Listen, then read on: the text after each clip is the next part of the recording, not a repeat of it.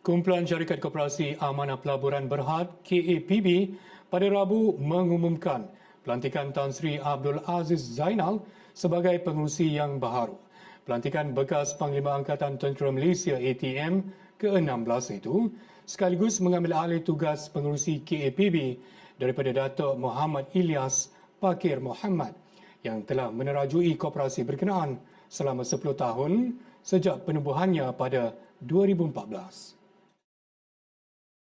Perkara berkenaan diumumkan Muhammad Ilyas pada sidang media yang berlangsung pada majlis menyambut ulang tahun ke-10 KAPB serta Rumah Terbuka Hari Raya pada Rabu.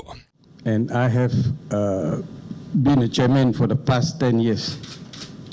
And now it's time for me to take a back seat and pass on the chairmanship to my learned friend, Tan Sri Aziz, who has been a big name in Malaysia. He was, I'm sure you all know, he was the ex-PAT, Panglima Angkatan Tentera. Then he was also ambassador to France. And he is with us for more than 8 years.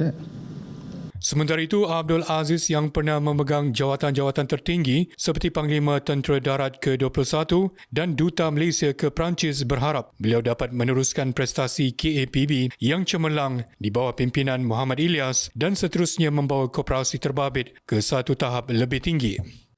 Jadi kami sebagai director ataupun ahli ALK, ahli lembaga pengarah, amat berberat hatilah kalau perkara ini berlaku di mana Datuk Ilyas telah serahkan jawatan beliau kepada kami, bukan saja saya seorang tetapi kepada ahli ALK yang sebenarnya.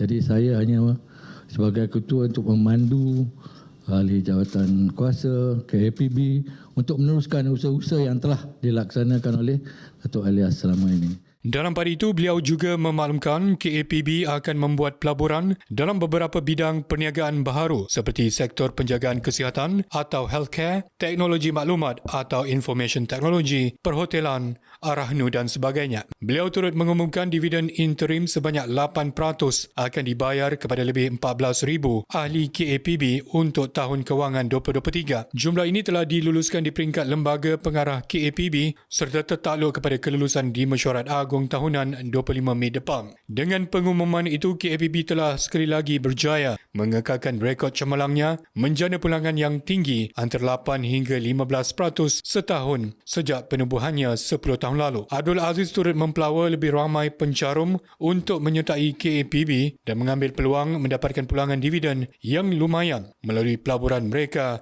berasaskan rekod pulangan dan pelaburan cemerlang koperasi berkenaan.